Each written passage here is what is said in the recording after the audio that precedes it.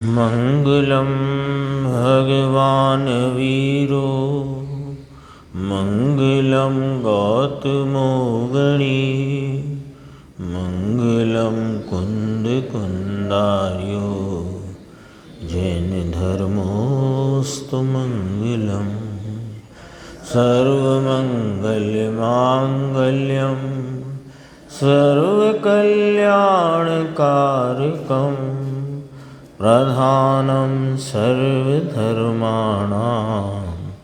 जैनं जयतु शासनम्।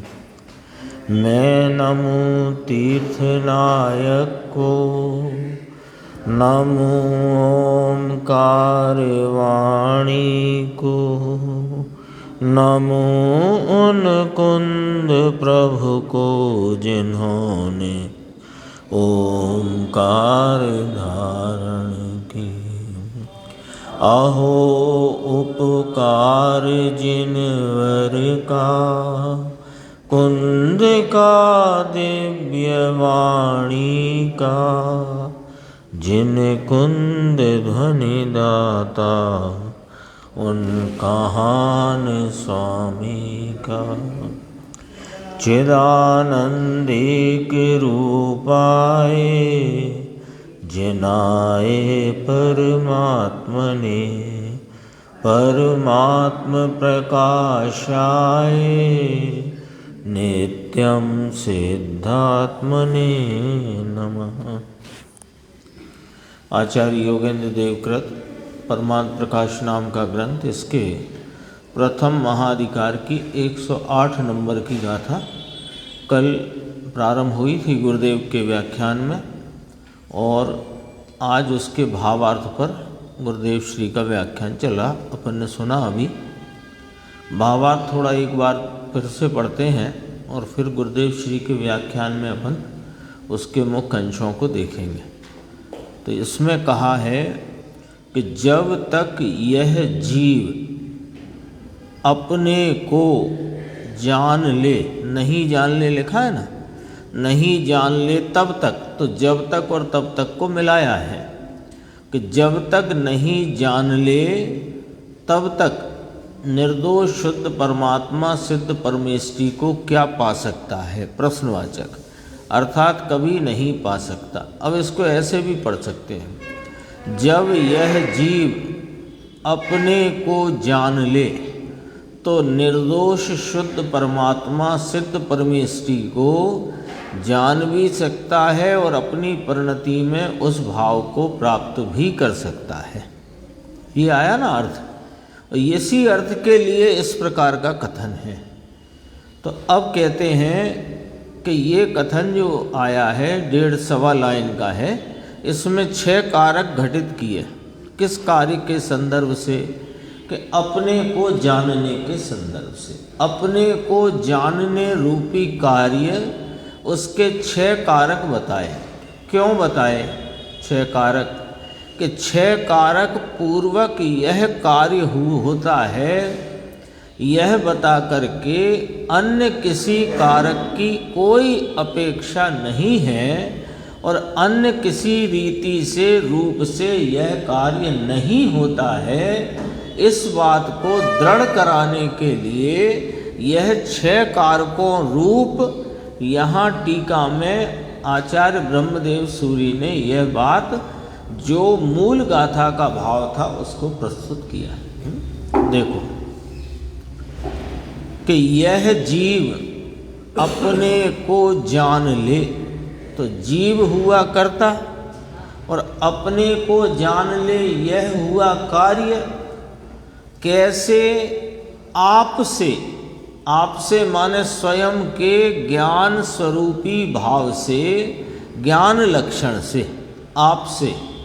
तो जब यह जीव नाम कर्ता, अपने को जान ले नाम कर्म, आप से, आप कर है ना, आप कर, आप द्वारा, आप माने अपने ज्ञान स्वरूप ज्ञान लक्षण द्वारा, काय के लिए? कि अपनी प्राप्ति के लिए।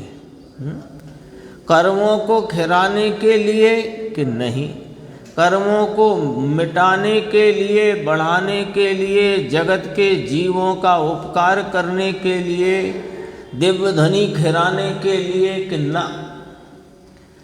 जब यह जीव अपने को जान ले तो साधन क्या कि अपना ज्ञान स्वरूपी ज्ञान लक्षण उसके द्वारा क्यों जान ले? अपनी प्राप्ति के लिए। किस में से जानेगा कि आप से, ये अपादान, और किसके अपनी प्राप्ति के लिए ये संप्रदान। आता है ना, वो 6 कारक आते हैं ना कि कुम्हार ने घड़े को चाक आदि साधन से पानी पीने वाले के लिए टोकरी में से भूमि के आधार से बनाया। ये भेद कारक की बात है, इसमें निमित्त नैमित्तिक संबंध लेकर के कहा गया है। पर ये तो कारक दरअसल भेद कारक होते ही नहीं, कारक तो सदैव अभेद रहते हैं। गुरुदेव ने आज फरमाया था, एक एक परमाणु में 6 कारक शक्तियाँ त्रिकाल विद्यमान हैं और वे अपने कारक रूपी कार्य से, कर्ता कर्ता रूपी कार्य से, कर्म कर्म रूपी कार्य से, करण इनाम साधन अपने कार्य से, कार्य माने उनका भाव की प्रगटता, उनके भाव की प्रगटता, संप्रदान, अपादान, अधिकरण, सब अपने अपने। तो एक एक परमाणु में 6 कारक है ना। तो जीव में गुरुदेव ने तो फरमाया था, जीव में अरूपी 6 कारक और परमाणु में रूपी 6 कारक। तो 6 कारकों की जो भेद कारक की अपन ने अभी एक वाक्य के द्वारा एक समझा, वो सिर्फ समझने के लिए है कि कर्ता ने कर्म को करण द्वारा संप्रदान के लिए अपादान में से अधिकरण के आधार से किया। ये 6 विभक्ति है, कारक है। तो ये एक पंक्ति में इतना अच्छा घटित किया है कि जब यह जीव अपने को जान ले, आप कर, आप से, यानी अपने ज्ञान स्वरूपी साधन से, काय के लिए, अपनी प्राप्ति के लिए, कहाँ से, किस में से, कि आप में से, और अपने में तिष्ठता नाम आधार भी अपना जो तिष्ठता नाम त्रिकाली ज्ञान घन स्वरूप जो ध्रुव ज्ञायक है उसके आधार से। इतनी बात आई ना, ये 6 कारक। तो यहाँ तो कथनी का प्रकार इस प्रकार है कि जब तक नहीं जान ले तब तक निर्दोष शुद्ध परमात्मा सिद्ध परमेष्टि को क्या पा सकता है, यानी कभी नहीं पा सकता। तो अर्थ क्या निकल कर के आया कि जो आत्मा को जानता है वही परमात्मा को जानता है और परमात्म स्वरूप पर्याय में परिणमित हो जाता है। अब देखो, अपन गुरुदेव के व्याख्यान में से देखते हैं, पेज नंबर 431। ज्ञान स्वरूपी भगवान आत्मा अपना ज्ञान रूपी आनंद और ज्ञान रूपी कार्य का वह करता है। गुरुदेव सब 6 ही कारक घटित करेंगे। पहला आया, यहीं से शुरू किया, ज्ञान स्वरूपी भगवान आत्मा करता है। किसका? अपने ज्ञान रूपी आनंद और ज्ञान रूपी कार्य का कर्ता कौन है? तो नक्की करो, ज्ञान स्वरूपी भगवान आत्मा। क्योंकि पहले स्वरूप संचेतन आस्वाद पूर्वक ज्ञान होने पर उसमें आप रूपता की प्रतीति होने से सम्यक दर्शन ज्ञान चारित्र रूपी मोक्ष मार्ग परिणति में प्रकट होता है और उस मोक्ष मार्ग में प्रवर्तित होते हुए, प्रवर्तन करते हुए पूर्ण भाव की प्राप्ति होती है। ऐसा ही है ना, ये तो सर्वविदित बात है। क्या कि जब यह आत्मा जो ज्ञानानंद स्वरूप है, उस ज्ञानानंद स्वरूप आत्मा का परिणति में आस्वाद रूप जानने पर उसमें आप रूपता की प्रतीति होकर उसमें स्थिरता रूपी चारित्र रूप भाव प्रकट होता है, तो सम्यक दर्शन ज्ञान चारित्र रूप मार्ग जीव की परिणति में प्रकट होता है। संसार मार्ग के तरफ की दिशा पलट जाती है और मोक्ष के मार्ग या मोक्ष के तरफ की दिशा प्रारंभ हो जाती है और उसी में प्रवर्तन करते हुए पूर्ण आत्मलाभ अर्थात मोक्ष की प्राप्ति होती है। ऐसा ही है ना। तो अब अपने को कार्य क्या करना है? अब इतनी चर्चा आई तो क्या कार्य करना है कि अपने ज्ञानानंद स्वरूप आत्मा का आस्वाद रूप जानना करना है। क्योंकि जब तक उस आत्मा को उसके अनंत वैभव के आनंद आदि अनंत वैभव के आस्वाद पूर्वक जानेगा नहीं तो उसमें प्रतीति होगी नहीं और उसमें स्थिरता का भी कार्य होगा नहीं, अर्थात मोक्ष मार्ग प्रारंभ होगा नहीं। तो पहले में पहला काम क्या निकला अपने सामने? अपने हित का, अपने कल्याण का, कि आत्मा को आस्वाद पूर्वक जानना। शास्त्र से जानना तो आत्मा यों है यों है यों है और यों नहीं है, ये जानना कोई जानना नहीं है। यही बात इस गाथा में कही है। तो जानने का कार्य करना है अपने को आस्वाद रूप जानने का, स्वयं संवेदन रूप ज्ञान का, स्वयं स्वरूप संचेतन रूप जान लेने का कार्य करना है। तो उसका कर्ता कौन नक्की करना पड़ेगा ना। नक्की करना पड़ेगा ना। भूख लगी है, आहार करने की इच्छा है, तो भोजन का कर्ता कौन? नक्की तो करना पड़ेगा ना। करते हैं कि नहीं करते? किसी भी कार्य को, जो कार्य अपन चाहते हैं उस कार्य का कर्ता कौन, ये निर्णय चाहिए ना। तो आज निर्णय ही करना है इस 108 गाथा के माध्यम से कि इस ज्ञान आनंद रूपी कार्य का कर्ता यह ज्ञान स्वरूपी भगवान आत्मा है और जगत में दूसरा कोई नहीं। नहीं तो गुरु, नहीं तो शास्त्र, नहीं तो देव, नहीं साक्षात तीर्थंकर, नहीं कोई ज्ञानी उपदेशक, कोई कर्ता नहीं है मेरे ज्ञान आनंद रूपी कार्य का। मैं स्वयं भगवान आत्म स्वरूप वस्तु ज्ञायक भगवान ध्रुव वह ही करता है। एक कारक नक्की करने में सारे कार्य के लिए जो कार्य अपने को करना है उसका मार्ग प्रशस्त होता है ना। आपको शिखर जी जाना है तो रेल का टिकट लेना है, तो टिकट कौन बेच देगा खिड़की पे, वो नक्की करना है ना। वहाँ स्टेशन जा कर के जो चाय बेच रहा है उससे तो टिकट नहीं मांगते, और कोई वहाँ भिखारी बैठा है उससे भी टिकट नहीं मांगते, कोई कुली है उससे भी टिकट नहीं मांगते। टिकट मांगने के लिए कहाँ जाओगे कि टिकट खिड़की पर जो टिकट का को देने के कार्य का करता है वहाँ जाओगे।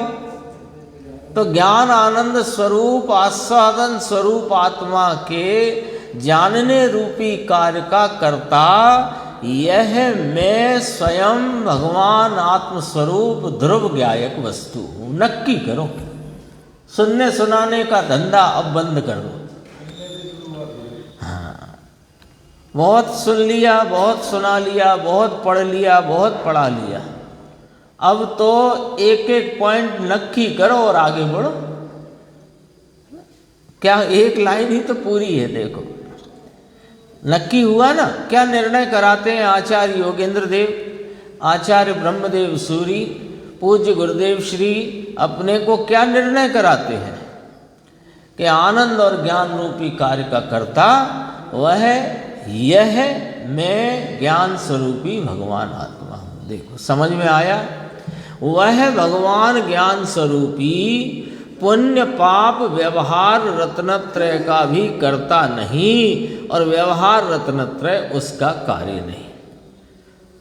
दो तरफ से बात कि मेरे ज्ञान आनंद रूपी कार्य का कर्ता मैं ही हूं, अन्य नहीं, और अन्य जो कार्य है उनका मैं करता नहीं। तो कर्तापना भी दिखाया और अकर्तापना भी दिखाया। अकर्ता भी रहा ना, किसका? पुण्य का, पाप का, व्यवहार रत्नत्रय, वह मेरा कार्य नहीं और मैं उसका करता नहीं। उसका नाम मैं, किसकी? अपनी बात है ना। और ज्ञान स्वरूपी कार्य वह व्यवहार रत्नत्रय का कार्य नहीं, उसका कर्ता मैं हूं। दोनों तरफ से बात आ गई ना। मैं, मेरे ज्ञान स्वरूपी कार्य का कर्ता मैं ही हूं, व्यवहार रत्नत्रय आदि या उनके निमित्त आदि अन्य कोई भी नहीं। और व्यवहार रत्नत्रय जो मेरी परिणति में उत्पन्न हो रहा है उसका मैं करता नहीं। दोनों तरफ से बात है।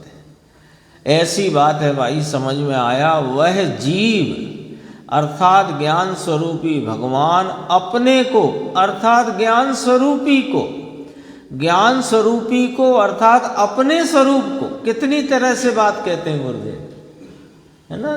पक्का करना है, दृढ़ करना है। कोई कहे हमको पता है ये बात, पता है तो दृढ़ करो, नहीं पता है तो पता करो, और दृढ़ है तो निश्चय करो।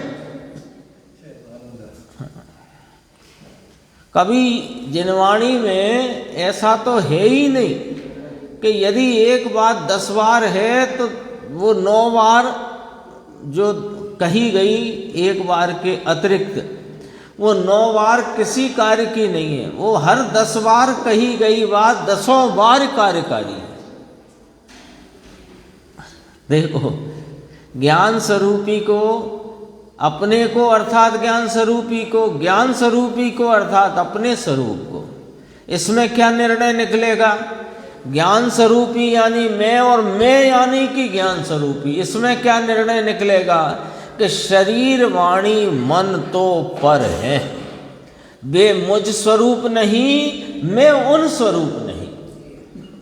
उसमें तो आत्मा नहीं, परंतु जो मेरी पर्याय रूपी परिणति के प्रवाह में व्यवहार रत्नत्रय यानी दया, दान, व्रत, भक्ति, पूजा, काम, क्रोधादि भाव, उसमें आत्मा नहीं और वो आत्मा में नहीं। ले साहब, राग तो आत्मा में ही होता है ना, कि आत्मा की पर्याय में अवस्था में होता होने पर भी आत्मा के स्वभाव रूपता से भिन्न होने से वह राग आत्मा में नहीं और आत्मा राग में नहीं। निर्णय करना है। 3 बिंदु आते हैं ना इसके, 3 बिंदु। चेतन का इसमें नूर नहीं, सदा काल साथ रहता नहीं, और जब मैं अपनी आत्मा को देखता हूं तो वहां दिखाई देता नहीं। ये 3 लॉजिक हैं, ये 3 न्याय हैं। इनसे मालूम पड़ जाता है, इनसे दृढ़ता से निर्णय हो जाता है कि राग मेरा स्वरूप नहीं, मैं राग स्वरूप नहीं, मैं चेतन स्वरूप, राग अचेतन स्वरूप, मैं त्रिकाल रहने वाला, राग क्षणिक भाव है, सदा काल साथ रहता नहीं। और जो मैं अपने को देखता हूं तो यदि मेरा होता तो दिखना चाहिए था, अनुभव में आना चाहिए था। तो जब मैंने अपने गायक भगवान को विषय करके उपयोग ने जब उस आत्मा को जाना तो आत्मा के जानने में राग का वेदन नहीं आया, तो पक्का हो गया कि आत्मा में राग नहीं। लॉजिक से है बात। देखो आगे बढ़ते हैं। वह तो अनात्मा है, राग आदि भाव, दया के, दान के, व्रत के, भक्ति के, पूजा के, काम के, क्रोध आदि के, खाने के, कमाने के, भोगने के, सब परिणाम अचेतन है, अनात्मा है। भगवान आत्मा अपने ज्ञान स्वभाव से अपना ज्ञान स्वभाव का कार्य करता है, वह आत्मा का कार्य है। पर का कार्य तो करता नहीं, ये बात तो दोपहर में बहुत चलती है, परंतु यहाँ तो राग जो व्यवहार रत्नत्रय का, पंच महाव्रत का राग वह भी धर्मी नहीं करता, वह भी धर्मी का कार्य नहीं। तो अधर्मी का तो है कि अधर्मी का भी वास्तव में नहीं है, अधर्मी नाम अज्ञानी, अज्ञानी का भी वास्तव में तो नहीं है, लेकिन उसने उसमें ही अपनापन किया हुआ है, इसलिए स्वयं उस भाव का आप ही करता होता है करता हो है नहीं। दो अपेक्षाएं समझना, परिणमने की अपेक्षा से अपनी परिणति में उपस्था भाव होने से ज्ञानी भी करता उस परिणाम का और अज्ञानी भी करता उस परिणाम का। अब स्वभाव की तरफ से देखें तो स्वभाव ना तो अज्ञानी का करे और ना ज्ञानी का करे, स्वभाव से ना अज्ञानी करता और ना ज्ञानी करता। क्यों स्वभाव से क्यों नहीं करता?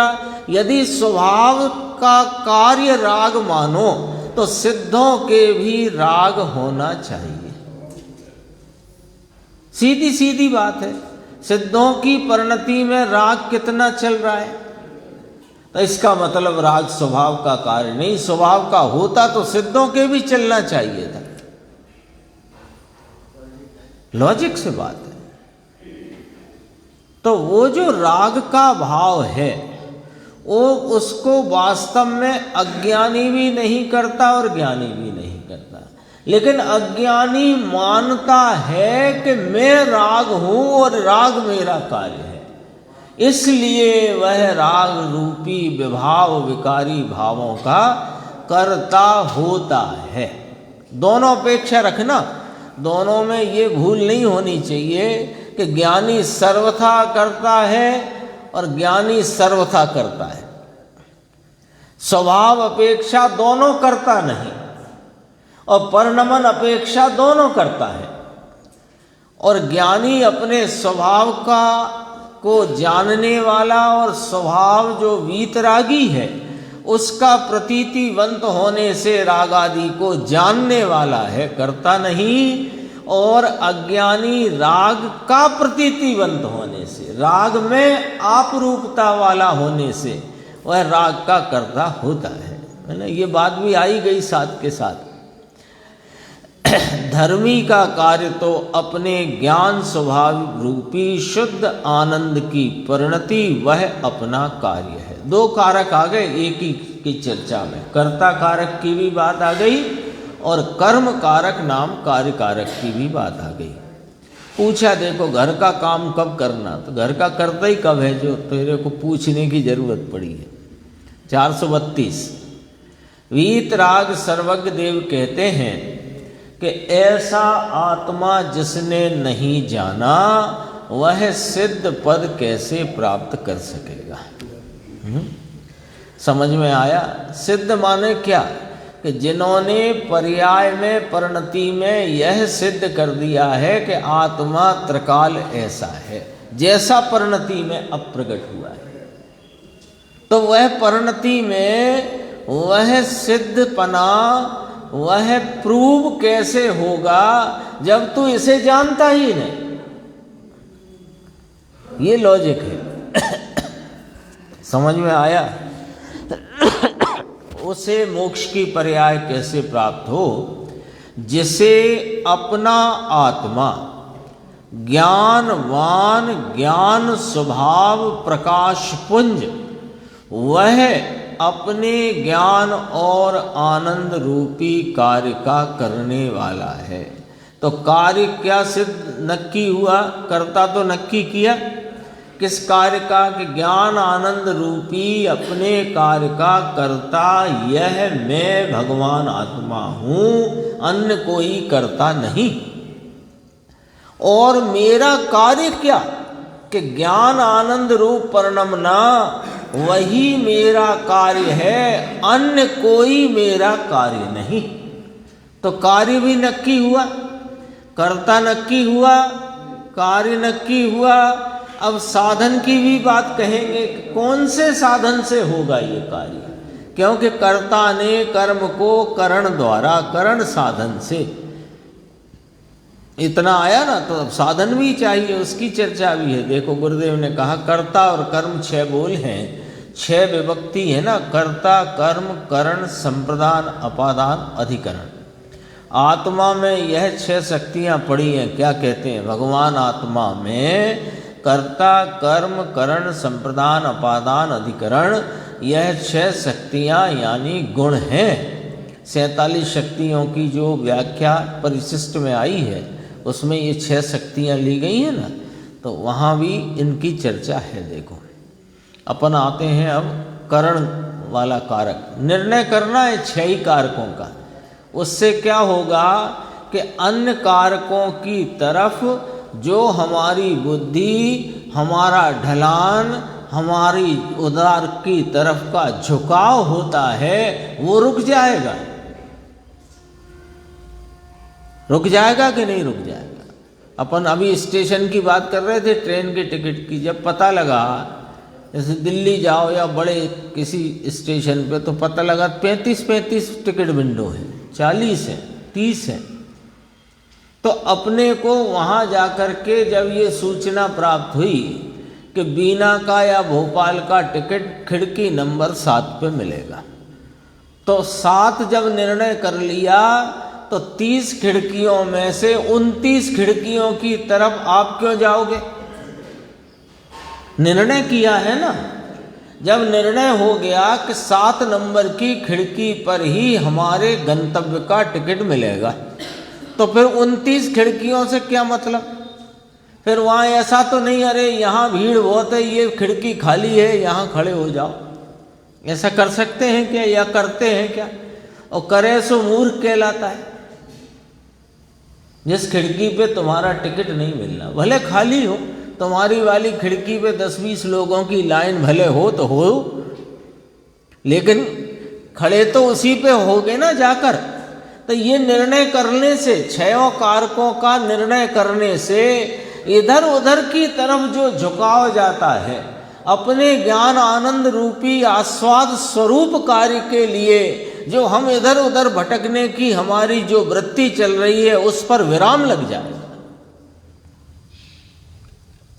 देव से मिलेगा, गुरु से मिलेगा, शास्त्र से मिलेगा, दिव्य ध्वनि से मिलेगा, साक्षात समूह शरण में मिलेगा, किसी की उपकार से मिलेगा, किसी राग से मिलेगा। ये सब खिड़कियां छोड़ो, अपनी खिड़की पर आओ। एक एक चर्चा इस परमात्म प्रकाश में गुरुदेव कहते हैं कि समय सार की छाप है इसमें परमात्म प्रकाश में। और सरस भाषा, सरल भाषा, मुद्दे की बात। देखो, अपना गुण ज्ञान, ज्ञान गुण है कि नहीं अपना, वही साधन है। मैं करता ज्ञान आनंद रूपी कार्य, वह मेरा कर्म, और साधन कि मेरा ज्ञान गुण। ज्ञानी ज्ञान स्वभाव से ज्ञान स्वभाव का कार्य करता है। और आप कर माने आप द्वारा, करण क्या? प्रश्नवाचक। साधन क्या? कि ज्ञान स्वभाव, वह अपना साधन है। करण है ना तीसरा बोल, कर्ता कर्म करण, करण अर्थात साधन। तो साधन कौन है? अपने ज्ञानानंद स्वरूप आस्वादन वाले कार्य का ज्ञान स्वभाव। पक्का हो गया ना। अब अन्य खिड़की पे नहीं जाना है।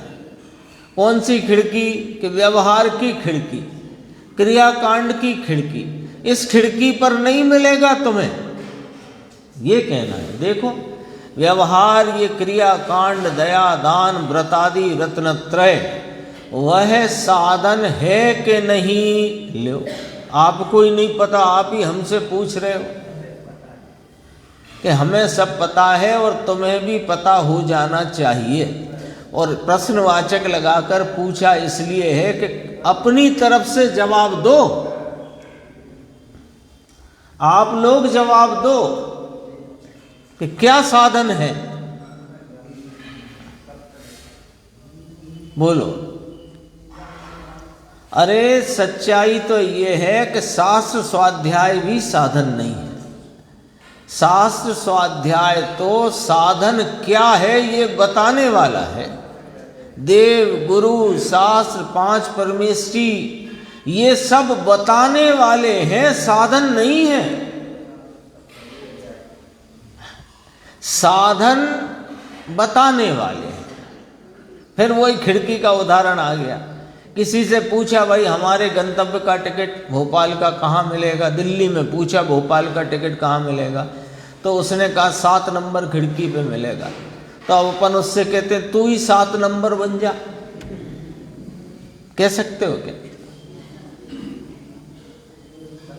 तो जिन शास्त्रों में 5 परमेष्ठियों ने उनके स्वरूप से, उनके उपदेश से, जिन शास्त्रों ने और ज्ञानी धर्मात्माओं ने हमें बताया कि तेरे कार्य का साधन तू स्वयं है, नहीं आप ही बन जाओ, बन जाएंगे, वो दे देंगे पुड़िया बनाकर, ज्ञान के आस्वाद की पुड़िया बनाकर दे सकते हैं।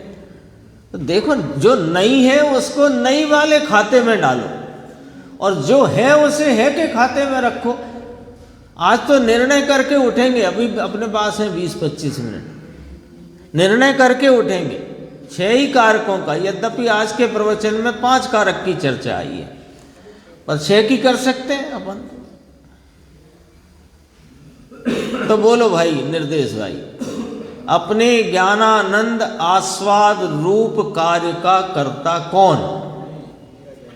मैं ज्ञानानंद स्वभावी यह आत्मा ये करता है, अन्य कोई करता नहीं। साथ के साथ नास्ती भी चाहिए। और मेरा कार्य क्या कि ज्ञान आनंद स्वरूप परिणमना ही मेरा कार्य है। व्यवहार, रत्नत्रय, दया, दान, पूजा, व्रतादि मेरा कार्य नहीं। दो कारक नक्की हुए, कर्ता कारक, कर्म कारक। इस कार्य का साधन कौन? कि मेरा ज्ञान स्वभाव, मेरा ज्ञान स्वभाव ही मेरे इस ज्ञान आनंद रूप परिणमन का, आस्वाद रूप परिणमन का साधन, वो करण मेरा ज्ञान स्वभाव है, अन्य कोई नहीं। हो गया। व्यवहार, ये क्रिया कांड, दया, दान, व्रतादि, रत्नत्रय, वह साधन है या कि नहीं? बताओ बाप। इसमें तो लिखा है गुरुदेव ने जो बोला था, पर अपना क्या, अपना मन, अपना बुद्धि, अपना निर्णय, अपना अंदर से ज्ञान क्या जवाब देता है?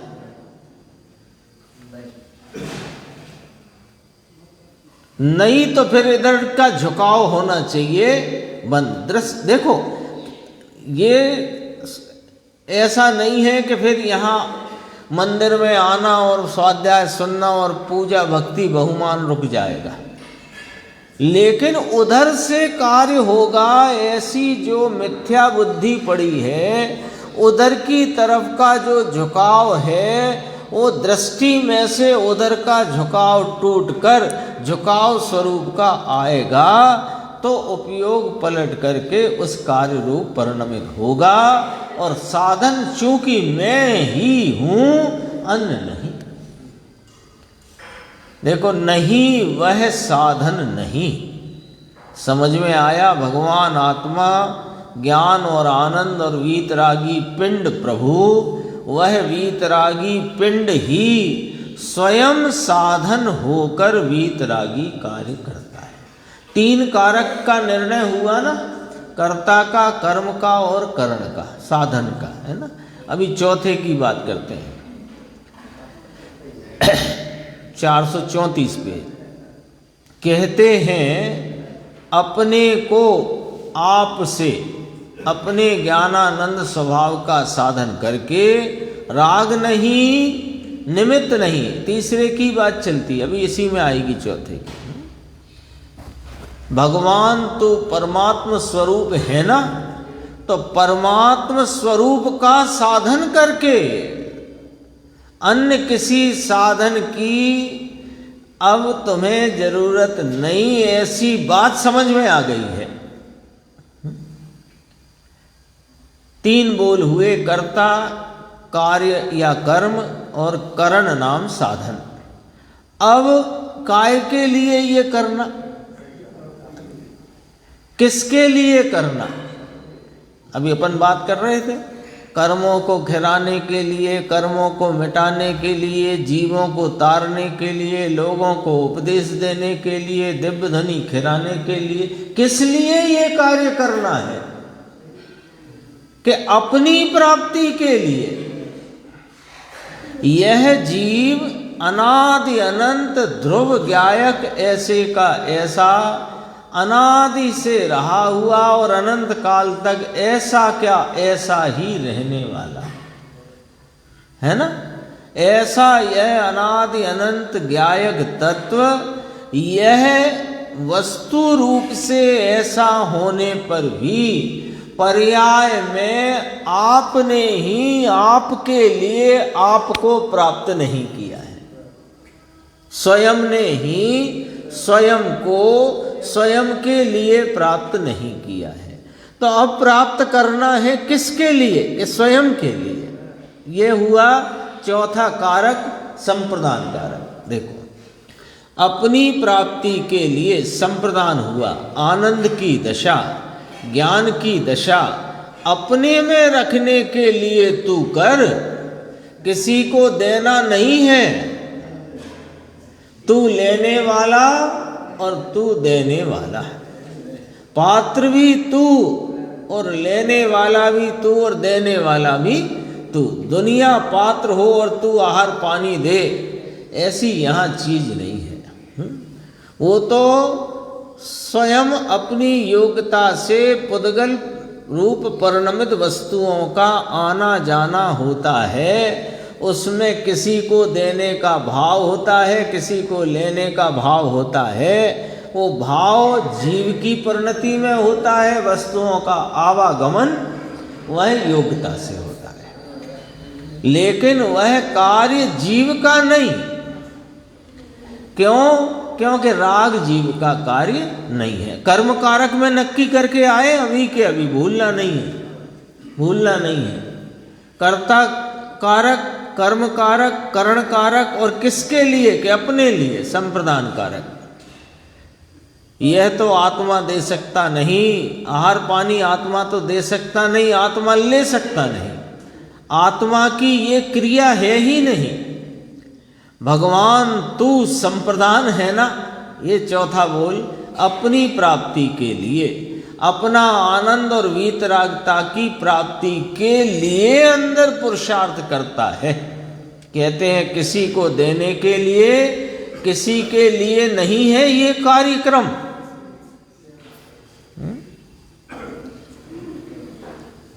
ये अपने को यदि मोक्ष मार्ग प्रकट हो जाए तो अपन बहुत सारे जीवों को मोक्ष मार्ग में लगा देंगे, और लोग भी, वो विकल्प हो सकता है लेकिन कार्य नहीं हो सकता है। नीचे किसी ने कहा ये तो बाबा हो, तब हो तो बाबा ही है, बाबा ही है, अभी बाबा ही है। ये तो स्वयं मान्यता में लपेटे घूम रहा है। अभी तो इसमें एक विज्ञान घन का गुरुदेव ने उदाहरण दिया था ना, घी का। वहाँ तो भैंस को घी खिलाए, घी सस्ता था, तो इसमें तो लिखा, कितना लिखा था, 200 मन 500 मन घी घर में पड़ा है। कपास, हाँ कपास पड़ा है। हाँ, भैंस को कपास खिलाए, फिर उसका बने दूध। कपास की बात थी, हाँ कपासिया, वो कपास वहाँ पैदा होता है। 200 मन 500 मन कपास पड़ा है, भैंस को खिलाया कपास, उससे बना दूध, दूध से दही, दही से बना घी। और कैसा घी? माह महीने का, सर्दियों का घी। कैसा कि उसमें उंगली नहीं घुसे, मतलब खुरपा जो हो ना लोहे का, वो भी मुड़ जाए, ऐसा विज्ञान घन है ना। ये शब्द आया ना शास्त्र में, विज्ञान घन। घन का भाव समझाने के लिए ये घी का उदाहरण दिया। तो जैसे वह घी हो तो उसमें उंगली तो प्रवेश कर ही नहीं सकती, वो जो खुरपा हो ना वो भी मुश्किल से, है ना, हथौड़े से ठोक ठोक के उसे उसमें प्रवेश कराना पड़े, ऐसा ही है ना। तो इसी प्रकार भगवान आत्मा ज्ञान घन है, उसमें शरीर तो प्रविष्ट ना हो, वाणी तो प्रविष्ट ना हो, परंतु विकल्प प्रविष्ट नहीं होता, ऐसा विज्ञान घन है। ये तो बात आई थी बीच में। अब 5वां बोल देखना, ये पेज आ गया 436। आप से कर्ता ने कर्म को करण द्वारा संप्रदान के लिए अपादान से, अपादान में से, थी थकी बोलते हैं गुजराती में, अपादान में से, अपने से, यह अपादान है। 5 बोल में कर्ता, कर्म, करण, संप्रदान और अपादान। अपादान माने अपने से। कौन अपादान? यह आत्मा के ज्ञान आनंद रूपी आस्वादन का कार्य कहाँ से आएगा? अपने में से। जो निर्मल धर्म दशा अपने में से होती है, उपादान है ना, माने दशा का होना उपादान और स्वयं वस्तु तत्व ये अपादान। तो त्रैकालिक उपादान कहो कि अपादान कहो, ऐसा व्यवहार रत्नत्रय से नहीं, बाह्य देव गुरु शास्त्र के निमित्त से भी नहीं। भगवान ज्ञान स्वभावी प्रभु अपने से, अपने से अपने से, 5वीं विभक्ति है थी थकी, से अपने से अपने से का मतलब अपने से होता है वह कार्य, अपने में से प्रकटता है वह कार्य। कोई उसमें निमित्त आकर के कार्य को करेगा और तब यह आत्मा में से वह कार्य प्रकट होगा, ऐसी भूल में ना रहना। 5वां कारक भी तो नक्की, 6 ही कारक नक्की करना है कि नहीं करना? आज कितने रखना है? 6 ही कारक।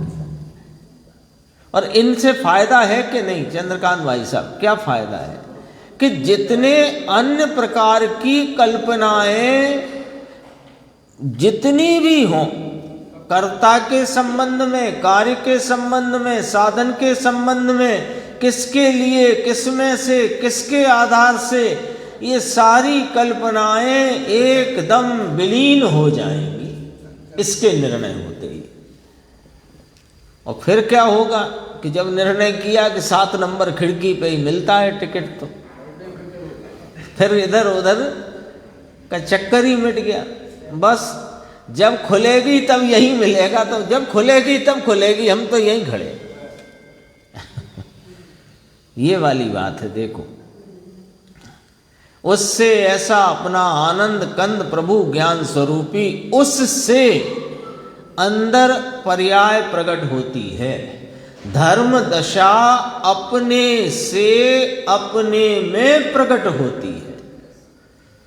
ऐसा मार्ग अब लोगों को, बेचारे साधारण को तो धमाल करना और अपवास करे और फिर उसका उत्सव करे। होता है ना, 10 उपवास किए हैं, 30 किए हैं, 20 किए हैं, फिर जलूस निकलेगा, फिर भोजन पानी का उत्सव होगा, है ना। हो गया धर्म, पारना हो गया। अरे भाई, वह तो राग की मंदता रखता हो तो पुण्य है, धर्म तो उसमें किंचित नहीं। उसमें उत्सव करे, 5-50 हजार खर्च करे, वह कोई धर्म नहीं है। देखो, ये बात भी आई थी, ये देखना है जरा। अपने से, अपने आनंद और ज्ञान स्वरूप से उससे प्रकट करता है, दूसरे से प्रकट होता है, ऐसा नहीं है। अरे ऐसा सत्य सुनने को मिले नहीं प्रभु, वह आत्मा कब करे? जो सत्य यह आचार्य परमात्माओं ने सर्वज्ञ की कही हुई बात वाणी जो आई उसकी परंपरा में ये जो सत्य अपने सामने उद्घाटित हुआ, जिसका रहस्य गुरुदेव श्री जैसे ज्ञानियों ने खोल करके अपने को रख दिया, वो सुनने ही नहीं मिलता बहुतों को। भाग्यहीन है ना, इसलिए लो। अभी तो आप ये कहते थे कि जिसको सुनने मिले वो भाग्यशाली, तो फिर उसमें ही तो बात आ गई, जो नहीं सुन पा रहा या नहीं सुनने मिल रहा वो भाग्यहीन। सत्य से सुनने ना मिले, देखो क्या गड़बड़ी है उसकी कि वरे दुखी है, चार गति में दुख है, विपरीत मान्यता चलाए तो। कौन सी विपरीत मान्यता? कि राग से धर्म होगा, व्यवहार करते करते मोक्ष या मोक्ष मार्ग होगा, ऐसी विपरीत मान्यता चलाए तो वर्तमान दुख है और परंपरा दुख है। देखो इसको समझाया। ये तो ऐसा माने कि बराबर कहते हैं व्यवहार करते करते होगा। अरे प्रभु दुखी हो जाएगा भाई, तेरी श्रद्धा मिथ्यात्व है। मिथ्यात्व में तू वर्तमान में दुखी है, उसके परिणाम नाम रिजल्ट में भाई भगवान दुख आएगा भविष्य में, दुनिया देखकर रो पड़ेगी, ऐसा दुख होगा। यानी दूसरे शब्दों में गुरुदेव भी फरमाते हैं, वही बात बताते हैं। दूसरे शब्दों में कहो कि अभी यह चैतन्य राजा अपना हाजरा हुजूर विद्यमान है और इसकी विद्यमानता बताने वाले अपने सामने शास्त्र हैं, धर्मात्मा ज्ञानी अपने को उसका रहस्य बताकर समझाते हैं कि तुम हाजरा हुजूर विद्यमान परिपूर्ण तत्व हो, जीव पदार्थ हो, तुम अपने जीवत्व से जी रहे हो। इसको स्वीकार नहीं करने का फल यह आएगा कि तू जीव तो रहेगा, अजीव तो हो नहीं जाएगा, लेकिन तुझे जगत जीव मानने राजी नहीं होगा। आई बात समझ में? नहीं आई? आलू, प्याज, अनेक प्रकार की वनस्पति, पृथ्वी कायक जीव, जल कायक जीव, इन्हें कौन जीव मान रहा है? ये तो हमने भी आगम में से पढ़ के मान रहे हैं, नहीं तो कौन जीव मान रहा है?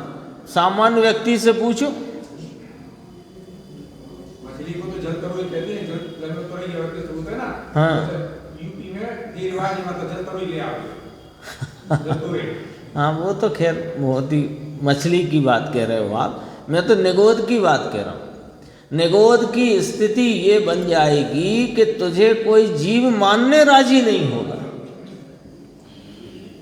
ये तो अभी जगदीश चंद्र बसु अभी अभी हुए हो कहने लग गए कि वनस्पति में जीवन है, नहीं तो कौन वनस्पति को जीव मान रहा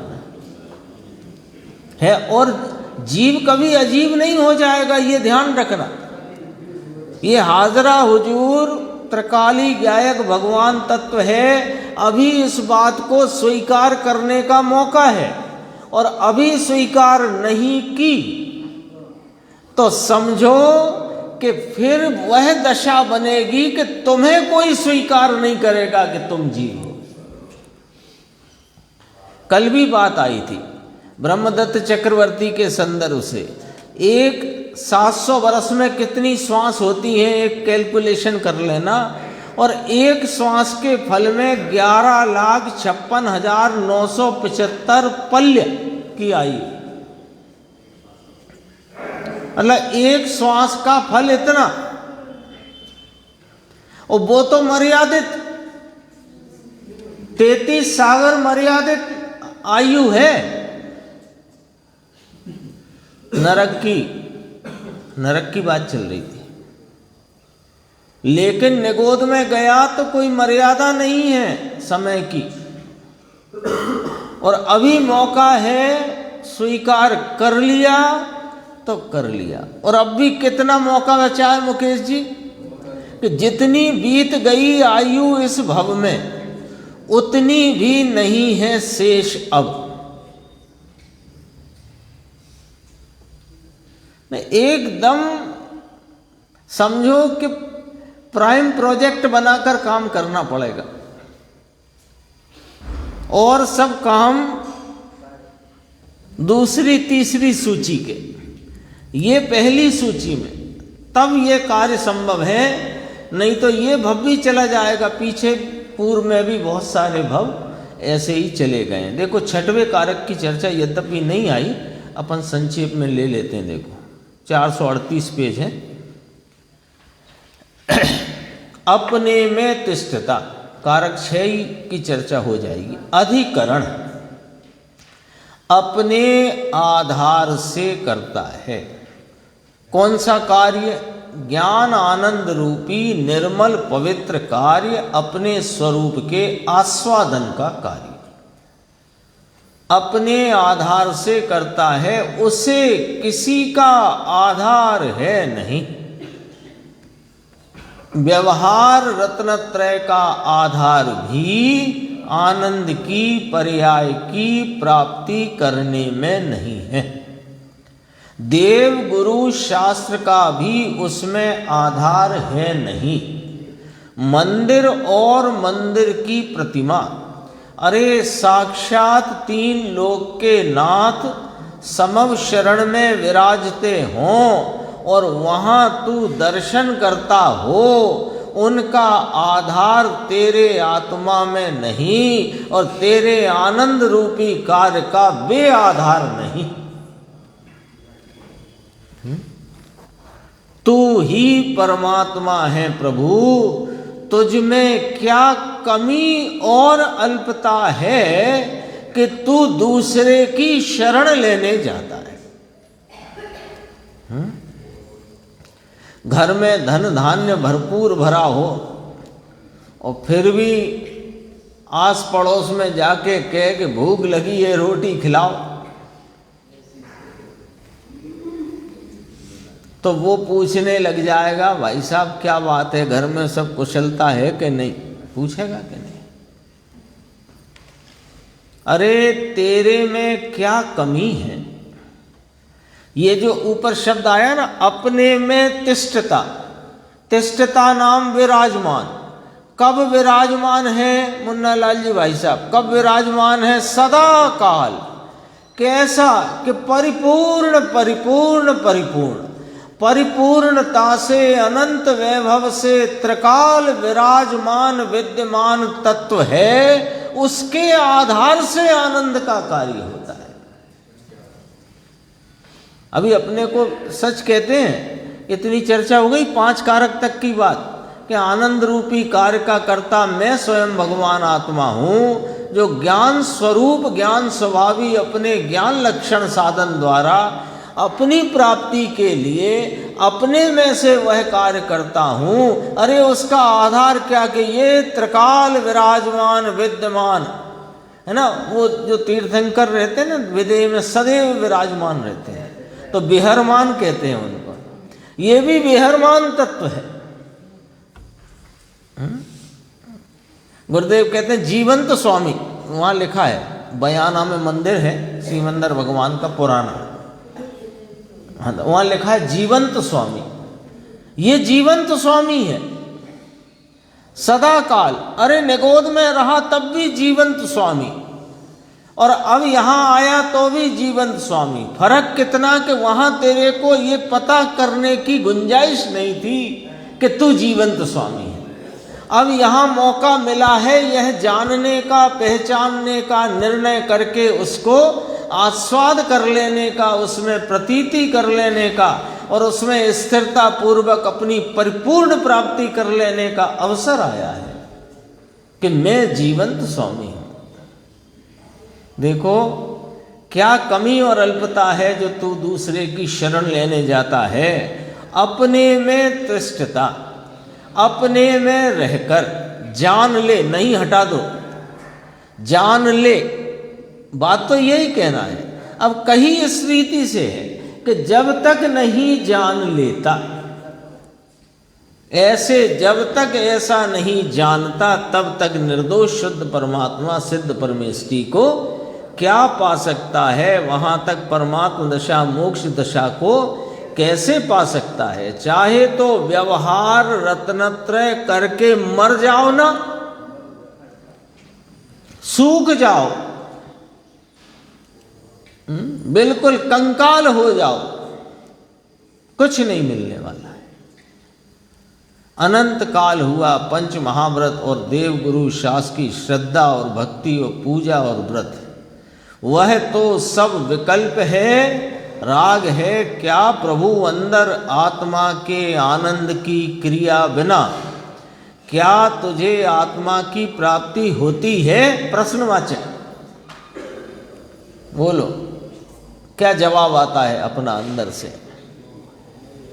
कि हाँ, सच्चाई यही है कि इस चैतन्य तत्व आत्मा को अपनी वर्तमान परिणति में आस्वाद रूप किए बिना उसकी प्रतीति नहीं होती, और प्रतीति के बिना उसमें स्थिरता का कोई अवसर नहीं, और स्थिरता रूपी चारित्र के बिना यह आत्मा की पूर्ण प्राप्ति हो सके, मोक्ष की प्राप्ति हो सके, ऐसा है नहीं। इसलिए यदि कोई कर्तव्य रूपी करने रूप कोई कार्य है, अभी अपन ने कहा ना प्राइम प्रोजेक्ट, एकदम पहले नंबर पर कार्य करने जैसा है, तो अपने स्वरूप का आलम्बन लेकर अपने ज्ञान लक्षण के साधन द्वारा स्वयं ही अपने लिए अपने में से यह जीवंत स्वामी जिसके जो सदा विराजमान है उसके आधार से परिणति में आनंद रूपी कार्य को प्रकट करना है। यहाँ तक अपनी चर्चा आई, शेष चर्चा आगे की सुनिए।